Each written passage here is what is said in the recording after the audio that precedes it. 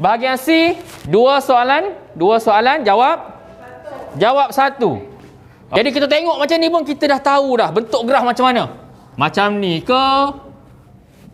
Macam ni. Confidence tinggi, jimat masa tepat, dapat full mark, kurang risiko di kertas 2. Jadi kita tanya diri kita lah. Baik, macam mana kita nak dapatkan sesuatu keputusan yang terbaik? Mentaliti pelajar SPM ni.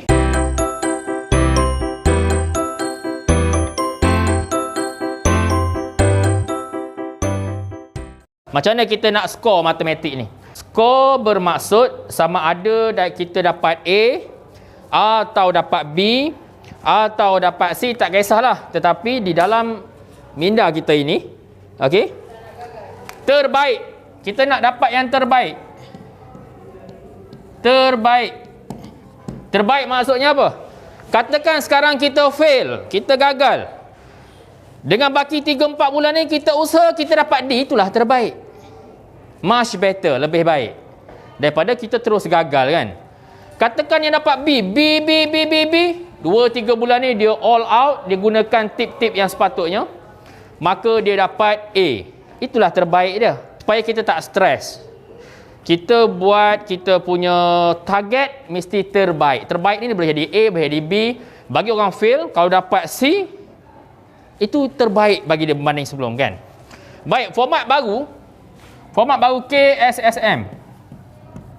Kan, kamu pun tahulah kan. Guru matematik kamu pun dah bagi tahu. Dia ada dua. Bahagian kalau kertas 1,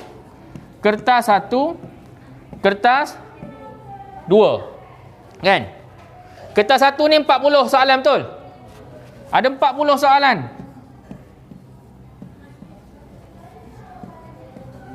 $40 markah. Kertas 2 dia pecah kepada 3. Bahagian A, bahagian B, bahagian C. Betul? Bahagian A ada berapa soalan? 10 soalan. 10 soalan. 40 markah.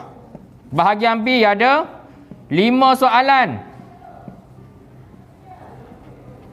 Berapa? 45 markah. Bahagian C, 2 soalan, jawab 1. Okey? Jawab 1 sahaja daripada 2. Markah dia berapa? 15. Kertas 2 ni 100 markah kan? Okey, 100 markah. Dan ini 40 markah.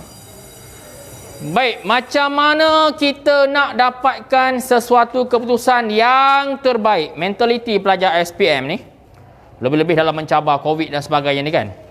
Kita nak macam ni. Baik. Untuk kertas 1 ni, okey. Kertas 1 ni soalan dia, kita dah tahu dah. Kita dah bincang dengan cikgu, kita buat latihan kan. Dan contohlah soalan 1 sampai 5 tu objektif kan. Dia 40 tu objektif. 1 sampai 5 tu perasan tak? Soalannya senang-senang. Agak senang lah. Antara yang paling senang nak bandingkan dengan graf kan.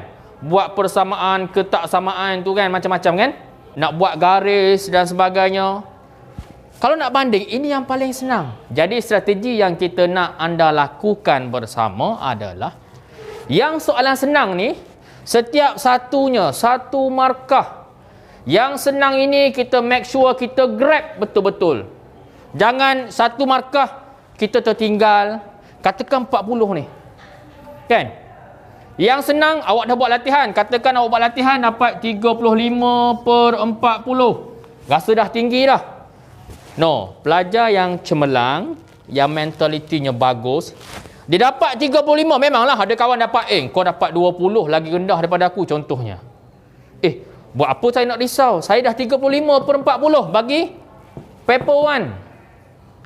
Kawan kita lagi lah dapat 20/28 contoh. Ataupun 10/15. Kita pun take for granted. Rasa lega. Tak. Mentaliti orang yang nak dapat yang terbaik tadi. Ni terbaik ni. 35 ni, dia pertama, dia pastikan 35 ni masa SPM sebenar betul-betul dapat. Faham? Dan 5 lagi ni tak kena di mana? Sebab objektif yang lebih mudah nak banding dengan yang ni. Betul? Setuju? Baik, katakan 1 sampai 5 tu soalan yang kacang lah kita katakan. Senang sangat. Kacang sangat 1 sampai 5. Bentuknya sama. Nombor, angkanya pun kalau berubah, betul? Baik. Yang senang, kacang butir, kacang kuda, kacang hijau itulah kita perlu buat banyak kali. Supaya kita jadi specialist. Kita jadi expert soalan itu. Faham? Supaya apa? Apabila kita expert, kita dapat jimat masa. Katakan satu soalan ni, 1 sampai 5 ni, perlu 50 saat nak jawab. Katakan 50 saat, soalan mudah. 50 saat nak jawab. Apabila kita buat banyak kali latihan, kita jimat masa. Mungkin kamu guna 40 saat sahaja. Kan? Kita nak pastikan kita betul-betul kuasai yang ini. Maksudnya apa? Langkah pertama, yang mudah, yang senang, itu kita buat asah banyak kali. Boleh? Buat banyak kali. Yang kita jadi fail pasal apa? Yang mudah pun kita biarkan saja. Ataupun, alah ni senang, dah jawab, dah dapat markah. Kita pun tak nak buat latihan yang banyak. Pasal apa? Sebab dia mudah. Orang yang dapat skor setiap tahun tu, yang mudah itulah dia ulang banyak kali. Nak pastikan satunya yang mudah itu betul-betul dapat markah. Yang kedua dapat jimat masa. Apa kelebihan jimat masa? Bila jimat masa, walaupun 5 saat, 10 saat, 15 saat setiap soalan, kita nak guna tempat yang agak susah ini. Contoh ini soalan graf lah kan. Nak kena plot titik lah, nak kena apa, koordinat dan sebagainya. Contoh kan. Apa lagi? Persamaan. Maka yang susah-susah itu kadang-kadang kita ni tak cukup masa. Kita guna masa yang kita jimat di peringkat awal tadi. Faham tak? Dengan kita ada extra time, maka insya-Allah mungkin 40 markah ni dengan tak cukup masa, kita tak berapa kuasai kan?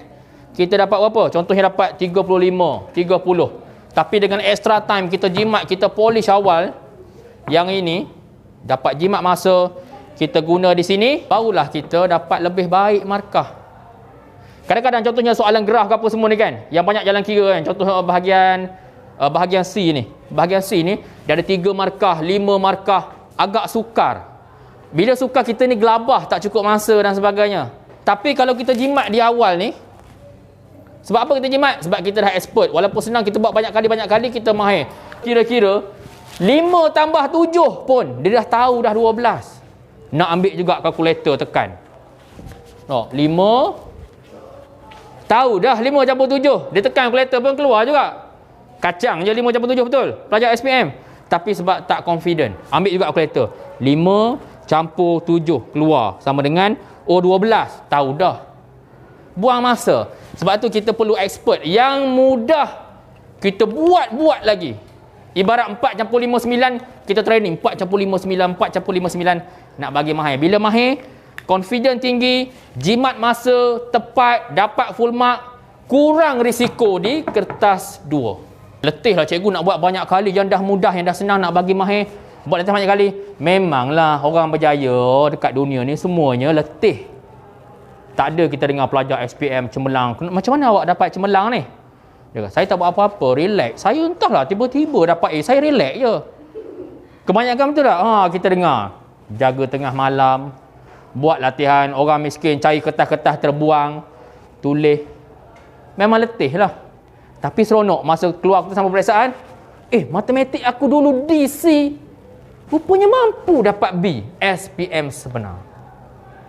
Boleh? Ingat, yang susah ni mungkin kalau masa yang lebih kita boleh kuasai. Betul? Mana kita lebih cool, ataupun banyak ruang untuk make correction, silap sikit-sikit. Contohlah graf kita tak? Graf kita tu, mungkin kalau kita buat graf, contoh kita buat graf kan, mungkin kita plot kan, kurang cantik lah. Tapi kalau ada masa lebih, mungkin graf yang kita buat tu, okey, contoh ni paksi X, ni paksi Y. Kalau ada masa lebih kan, mungkin graf kita lebih cantik kan. Bila lebih cantik, markah lebih ke tidak? Lebih kemas? Lebih lah, biasanya begitu. Mungkin kita masa tak cukup, kita tak mahir, graf kita buat jadi juga tapi tak berapa. Boleh? Okey. Dan yang paling penting matematik ni, kita kena faham kehendak soalan. Ada beberapa tips belajar matematik ni yang ramai orang biasa dapat keputusan luar biasa. Antaranya apa? Dalam matematik ya, dia tak ada cara lain. Sebab tu kita katakan datang ke sekolah matematik pertama sekali, masa cikgu mengajar, kita fokus baik-baik. Matematik. Contoh nak cerita pasal matematik ni kena faham. Katakan soalan Y X sama dengan X kuasa 2 tolak 4. Contoh, apakah bentuk grafnya? Jadi kita tengok macam ni pun kita dah tahu dah bentuk graf macam mana. Macam ni ke? Macam ni ke? Kan? Ni paksi X, ni Y X. Graf duduk di sini ke negatif 4? Kan? Ataupun graf tu ke bawah di sini ke? Y X X negatif 4. Jadi kita tengok soalan tu kita dah tahu bentuknya. Oh, bentuknya macam ni, mesti macam ni. Jadi sebab apa? Bila kita dah mahir, tengok soalan pun kita dah nampak bentuknya macam mana. Boleh? Pertama sekali fokus. Fokus dalam kelas. Yang kedua, kena faham soalan. Matematik kena faham. Faham soalan. Dan tahu cara nak selesai lah. Nak jawab betul lah tu. Kamu cakap tu betul lah. Macam tadi lah, tengok soalan Y X sama dengan X kuasa 2 tolak 4. Kita dah nampak dah bentuknya macam mana secara kasarnya. Boleh? Okey, nombor 3 apa? Belajar tadi belajar berkumpulan. Study group. Matematik kebanyakannya orang cemerlang dapat jawab. Dia mesti ada group walaupun small group. 3-4 orang, 2 orang, paling kurang 2 orang lah. Kalau seorang kita tak kata group. Yang keempat tak adalah benda lain iaitu banyakkan. Bagus. Banyakkan latihan. Jadi kita tanya diri kita lah. Rasa kita nak dapat yang terbaik mana tadi? Ni. Nak dapat ke tidak yang terbaik ni? Ini saja. 1, 2, 3, 4 antaranya lah. Ingat saya ulang sekali lagi. Pentingnya kertas satu yang agak lebih senang ini kita buat banyak kali. Katakan tak sempat yang kertas 2 kan?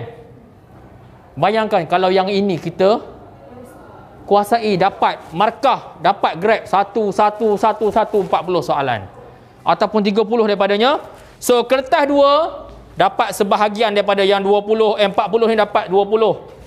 45 ni dapat katakan 15. Yang 15 ni dapat 10. Maka lulus dalam tangan. Nak bandingkan dengan sekarang kita masih gagal. Kan? Takkanlah 4 bulan baki, 3 ke 4 bulan masih ada baki ni kan? November, Disember, Januari, Februari, Mac peperiksaan. Takkan hari ni kita fail? Takkan hari ni kita fail? Kita biarkan 4 bulan tu untuk terus fail. Kalau kita buat latihan kan, pasti paling kurangnya lulus.